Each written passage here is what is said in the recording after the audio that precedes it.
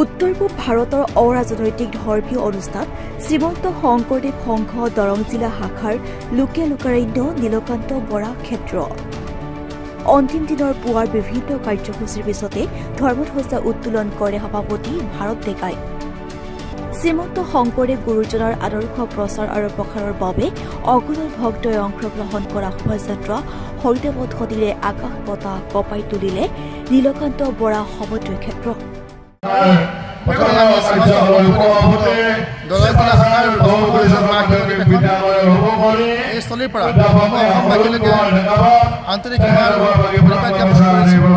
আজি এটা সুখৰ বতৰা আজি আমাৰ আনন্দৰ দিন যে শ্ৰীমন্ত শংকৰদেৱ সংঘ যি 1930 সমগ্ৰ অসমতে জিলা এখন গঠন কৰা হৈছে আৰু জিলা শাখা দৰং জিলা শাখাৰ এখন অৰ্গনী আঞ্চলিক শাখা হৈছে ঔতলা আঞ্চলিক শাখা ঔতলা আঞ্চলিক তাৰিখলৈকে কেৱল ভক্তি নিজৰা বৱাই মহাপুৰুষ শ্ৰীমন্ত শংকৰদেৱ গুৰুজনাৰ নীতি আদৰ্শ প্ৰচাৰ কৰা হৈছে সকলো কাৰ্যসূচী উন্মোচনৰ পিছত সাহিত্য আৰু সংস্কৃতি হয় ভক্তসকলে আহি গুৰুজনাৰ আদৰ্শ গুৰুজনাৰ সংস্কৃতি গুৰুজনাৰ সাহিত্যৰ ওপৰত বিশদভাৱে বক্তৃতা প্ৰদান কৰি ভক্তসকলৰ শংকৰী সংস্কৃতি আৰু অংকীয়া ভাওনা অৰ্জুন মণ্ডল পৰিৱেশন কৰে দৰং জিলা শাখাৰ সংস্কৃতিকাৰ শিল্পীসকলে আজি ৰাতিপুৱাই 8 বজাতেই আমাৰ প্ৰথমে আৰম্ভ হয় 8:30 বজাত কাৰ্যসূচী ধৰ্মজা উত্তোলন কৰে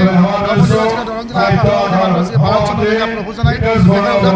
সকলোৱে নিজৰ বৱাইনে আৰু শান্তি সমৃদ্ধিৰ বাণী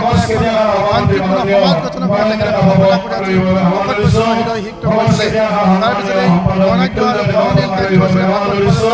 আৰম্ভ কৰা হয় ভাগৱত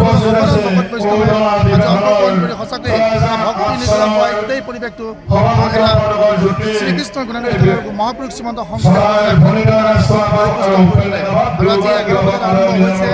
সমালোচনাৰ মুকলি সভা এই মুকলি সভাত বৰেণ্য ব্যক্তিসকলক আহ্বান জনোৱা হৈছে দেখিছে